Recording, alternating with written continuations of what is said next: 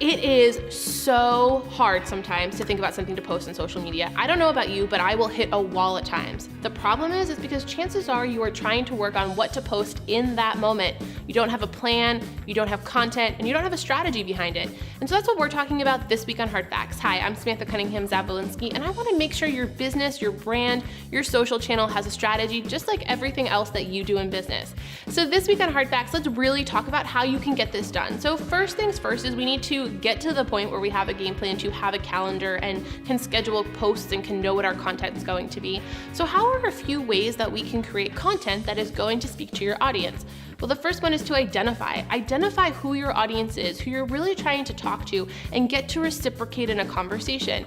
Who do you want to engage with? Who is your audience, or who is your ideal customer? Start by jotting that down. Once you identify that, curating content that is going to speak to them becomes just a little bit easier. So now that you know who your ideal client is, let's think about what content's really going to speak to them. And I want you to think back to as you were getting into this journey, as you were creating a business, or as you were a business owner before maybe you got into be a coach or a marketing agency, what was the kind of content that you were looking at and was really speaking to you? So reflect a little bit.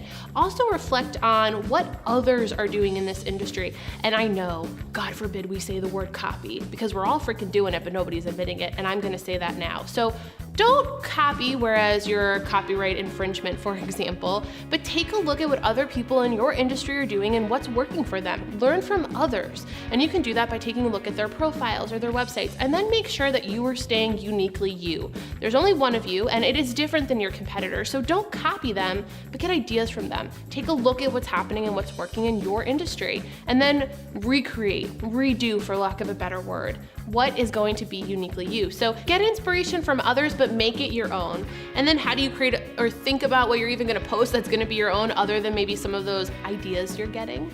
Well, think about what your philosophy is in business, marketing, coaching, or what your product is. And then post about that, but be helpful. Think about what your customers are currently receiving value from your coaching or your product. What problems are you fulfilling? And then talk about that. You can have text-based Instagram posts, for example, or Facebook videos. You can use really great imagery, success stories, before and after stories, but more than anything, make sure you're talking about your brand and your story. People connect with people, and in doing so, they're going to want to create that relationship with your product, your business, if it's a local clothing store or an online boutique, or if you're a marketing agency or business coach. People want to make sure they're going to enjoy the relationship and working together while you're executing on their behalf. So tell your brand story and make it something that reflects your imagery. So that's really the thing you got to think about here too, right? So how do you identify, define, and visualize your brand? Have you really put that to paper or put it to a graphic designer and worked through those things? There are so many apps out there. Literally just go to Google and search Instagram apps or apps to make prettier pictures.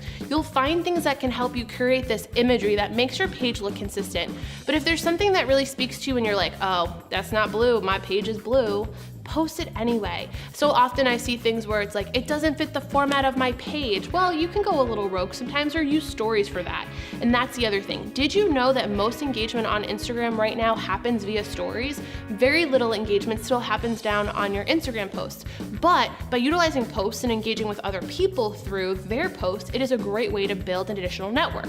So for example, you're creating this strategy and you're posting and you're doing great imagery and looking at what other individuals are doing, but you're like, I didn't even hit 100 likes. Well, how are you building that? What are you doing to leverage that audience? So think about hashtags that are important to your industry, to your customers.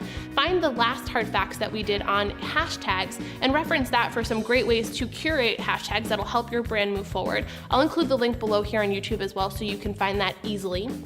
But aside from hashtags, what else can you do? Commenting. You should be having touch points with other individuals, Instagram, Facebook, YouTube profiles. Provide a comment, provide feedback about their content, share your page, but engage. It is not a one-way street, and so many times in social media, we act like we're gonna put out that content and the flocks of people are going to come in and just eat it up.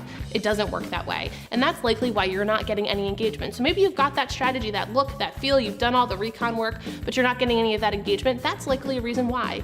And in terms of getting it done, like I said, I am so guilty of sitting on the couch at night and be like, I said I'm gonna post something on Instagram every single day. What am I gonna post today? Well, it's because I haven't thought about my content calendar or what's going to speak to my audience and plotted it out. Spend time at the beginning of each week, at the beginning of each month, and think about what you have coming up that you can put out there that is going to be well received and engaged with from your audience. And then don't forget to use stories, so as you're going through your day, your audience is engaging with you. And that's just a couple of the ways you can create social media content, get a content calendar put together, and make sure it's really a thought out process, because if you were just doing it by a whim or the seat of your pants, you're really not going to get that ROI that you're expecting for all of the time that you're investing. So if you've been doing it by a whim and know you've got to get that content calendar or that schedule put together, but you're still drawing a blank or can't get out ahead of it, comment below and let's work on a content calendar together. I'd be happy to give you some ideas after taking a look at your website or your social profiles, because you know what? Another perspective is always a great one to have on your business. Sometimes you're too much in it to see outside of it. So comment below and I'd be happy to take a look into your social media profile and leave a comment on your page. Or do you have another topic or strategy you need a little bit of help with? Well, comment below, email me, direct message me. I am always available and love to hear from you guys. So let me know what that is and we'll cover it in an upcoming Hard Facts.